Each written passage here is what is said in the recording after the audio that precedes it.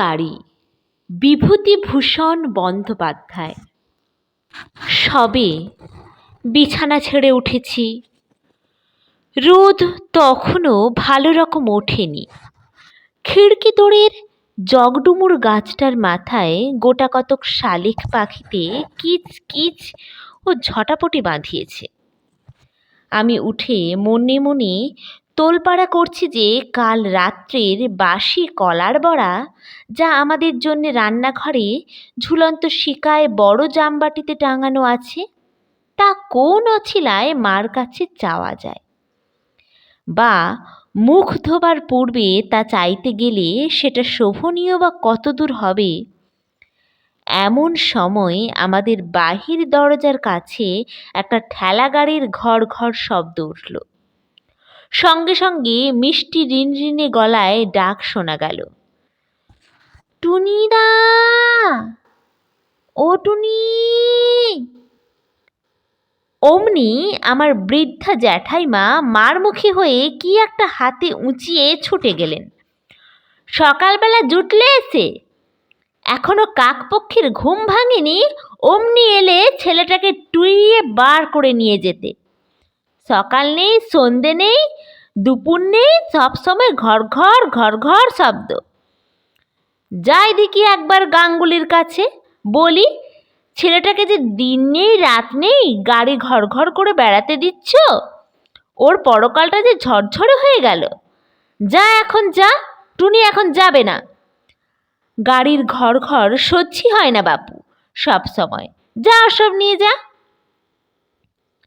আমি নিরীহ মুখে পূজনীয়া জ্যাঠাইমার পিছনে এসে দাঁড়াতে না দাঁড়াতে গাড়ির শব্দটা আমাদের ঘাটের পথ দিয়ে দূর থেকে দূরে অস্পষ্ট হয়ে গেল।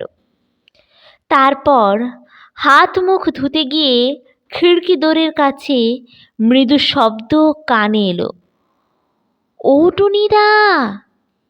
আমি একবার পিছন ফিরে জ্যাঠাইমার অবস্থিতি স্থান ও তাঁর দৃষ্টির গতির দিক নির্ণয় করে নিয়েই ঝট করে খিড়কি দোরটা খুলে বার হয়ে এলুম। সকালের পদ্মের মতো নির্মল, প্রফুল্ল তরুণ নরু হাসি ভরা ডাগর চোখে দাঁড়িয়ে আছে। আসবি নে টুনিদা? এই উঠলাম যে, এখনো মুখ ধুইনি, খাবারও খাইনি, বাড়ির মধ্যে আয় না।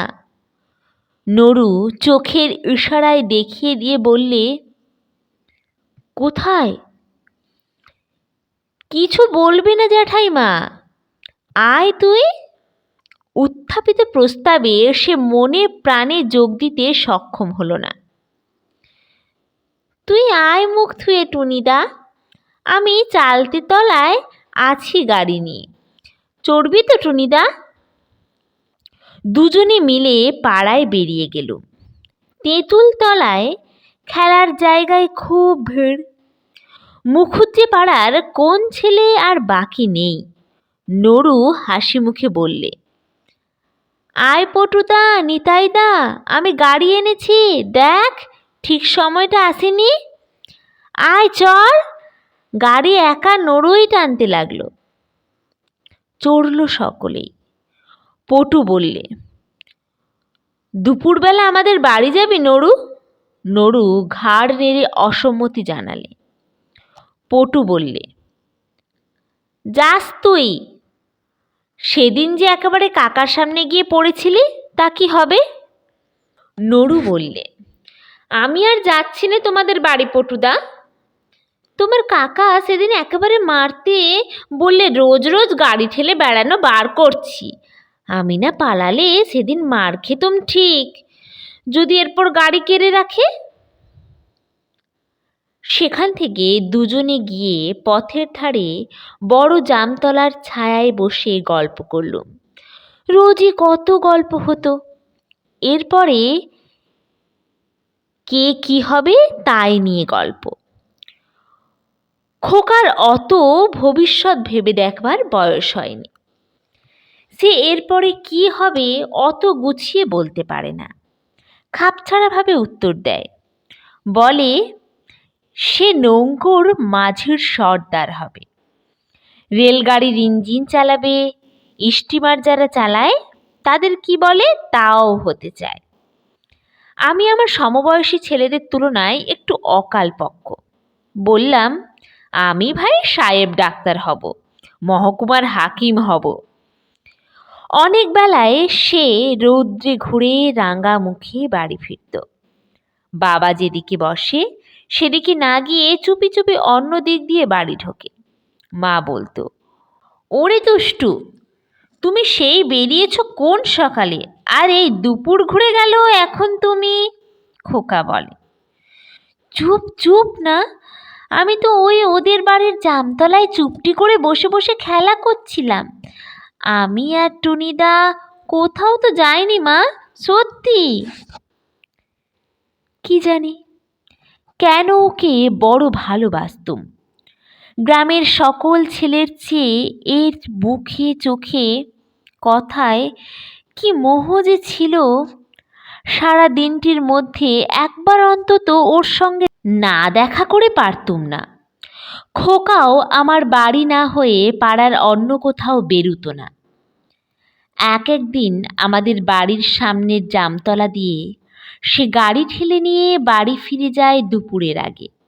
আমার দিকে চেয়ে বলে, এমন দুষ্টু এই নিতাইটা, এত করে বললুম চড় গাড়িতে, আয় তোকে ঠেলে গয়লাপাড়া ঘুরিয়ে আনি, তা কিছুতে চড়ল না, বললে মা বকবে, তেল আনতে যাচ্ছি। আয় চড়বি টুনিদা? তোর বুঝি আজ আর কেউ চড়ার লোক হয়নি খোকা? আমাদের পাড়ায় কেউ চড়লে না, কখন থেকে ঘুরে বেড়াচ্ছি, সব যা দুষ্টু। আসবে টুনিদা? খোকার চোখের মিনতি ভরা দৃষ্টি তখনকার দিনে আমার এড়াবার সাধ্য হতো না কোনো মতেই। আমি চড়তুম। মহা খুশির সঙ্গে খোকা চৈত্র বৈশাখের মধ্যাহ্ন সূর্যকে উপেক্ষা ও অবজ্ঞা করে গাড়ি ঠেলে নিয়ে বেড়াতো। সূর্য প্রতিশোধ নিতে গিয়ে ওর কচি মুখ রাঙিয়ে দিতেন, ঘামে কাপড় ভিজিয়ে দিয়ে ছাড়তেন। তার বয়স অল্প ও দেহ অত্যন্ত ক্ষীণ মেয়েলি ধরনের ছিল বলে পাড়ার কোনো ছেলের সঙ্গে বলে সে পেরে উঠত না। সকলের কাছে তাকে অবিচার সহ্য করতে হতো। দুর্বলের প্রতি সবলের অধিকার তার উপর নির্বিবাদে জারি করত সকলেই। সেদিনটা ছিল ভারী গরম, চৈত্র বৈশাখের দিন। গ্রামের পথের ধুলো তেতে আগুন হয়েছে। পঞ্চানন তলায় বারোয়ারির আসর সাজানো, বাঁশের মাচা বাঁধা। সবাই কাজে সকাল থেকে সন্ধ্যা পর্যন্ত খাটছে। বড় পিটুলি গাছতলাটায় তার ঠেলা গাড়ির ঘর ঘর আওয়াজ উঠল। অনু বললে, ওই নড়ু আসছে। পিছনে পরম সঙ্গে কেরোসিনের ঠেলা গাড়িটা টেনে নড়ু হাজির। বাঁধা আসরের দিকে এসে আঙুল দেখিয়ে বলে, যাত্রা কবে বসবে রে টুনিদা? সংবাদ সংগ্রহের পর সে সন্তোষের হাসি হাসল। আঙুল দিয়ে গাড়িটার দিকে দেখিয়ে বললে, চড়বি পটুদা? পটু ঘাড় নেড়ে বললে, চড়বো, টানবে কে? খোকা খুব খুশি হয়ে বললে, কেন আমি? আসন্ন আমোদের প্রত্যাশায় তার চোখ মুখ উজ্জ্বল হয়ে উঠেছে। পটু বললে, দূর, তুই বুঝি আমায় টানতে পারিস? টান দেখি কেমন হয় না আর আমাকে। বসো না, টানতে কেমনে পারবো নি? বসো না, টানতে কেমন পারি নে। পটুর পালা শেষ হয়ে গেলে ক্রমে ক্রমে অনু, বড়ু, হরু উপস্থিত সব ছেলেই উঠল গাড়িতে। এদের মধ্যে বড় ছোট সব রকমই আছে। টানতে টানতে খোকা হয়রান হয়ে পড়লেও সে উৎসাহের সঙ্গে শেষ পর্যন্ত ঠিক টেনে নিয়ে বেড়ালো সকলকে। সকলের শেষ হয়ে গেলে সে হেসে সকলের মুখের দিকে চেয়ে বললে, আমায় একটু এবার টান। সকলে মুখ চাওয়াচাওয়ি শুরু করলে। ভাবে বোঝা গেল তাকে কেউ টানতে রাজি নয়। তার প্রতি কৃপা করে তার গাড়িতে চড়ে তাকে দিয়ে টানিয়ে তাকে কৃতার্থ করা হয়েছে। এতে আবার তার পরকে দিয়ে টানাবার কোন দাবি আছে? সকলে মিলে এই ভাবটা দেখালে। বাহ, সকলকে চড়িয়ে দিলাম, আর আমার বেলায় বুঝি কেউ? আমার ইচ্ছে হলো তাকে গাড়িতে চড়িয়ে টানি, কিন্তু সমবয়সী ছেলেদের কাছে উপহাসের ভয়েই হোক বা তাদের বিরুদ্ধে দাঁড়াবার সাহস না থাকার দরুনই হোক, যেতে পারলুম না। সে গাড়ি টেনে নিয়ে চলে গেল। এদের মধ্যে পূর্বে কি পরামর্শ হয়েছিল আমার জানা নেই। গাড়িখানা খানিক দূর যেতে না যেতেই দলের একজন একটা বড় ঝামা ইট নিয়ে গাড়িতে ছুঁড়ে মেরে বসল।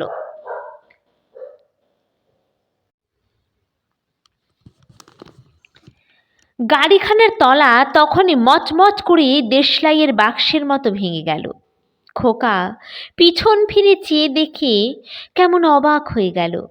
পরে তাড়াতাড়ি গাড়ির ক্ষতির পরিমাণ নির্ণয় করবার জন্যে এসে গাড়ির অবস্থা দেখে আর একবার বিস্ময়ের দৃষ্টিতে আমাদের দিকে চাইলে। তারপর সে চাইলে আমার দিকে। তার চোখের সে ব্যথা ভরা বিস্ময়ের অপ্রত্যাশিত না বুঝতে পারা দৃষ্টি আমার বুকে তীরের মতো বিঁধল। ভাবল এই রকম যে, তুইও টুনিদা এর মধ্যে? কিন্তু সে কোনো কথা কাউকে না বলে ভাঙা গাড়িটার পাশে বসে পড়ে দেখতে লাগলো। এর আগেই আমাদের দল সেখান থেকে সরে পড়েছিল। তারপর অনেকক্ষণ সে বসে বসে নেড়েচেড়ে দেখলে গাড়িখানার ভাঙা তলাটা কি করে সারানো যায়। পাশে একটা ছোট বাক্স ফুলের গাছের সাদা ডালে থলো থলো বাক্স ফুল দুলছিল।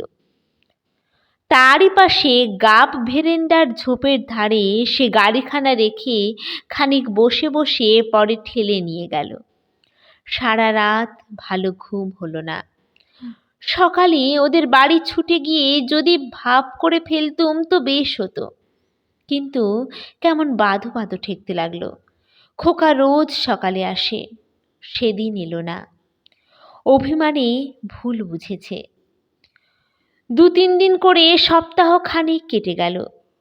অল্পদিন পরেই আমি বাড়ির সকলের সঙ্গে মামার বাড়ি চলে গেলুম ছোট মাসিমার বিয়েতে।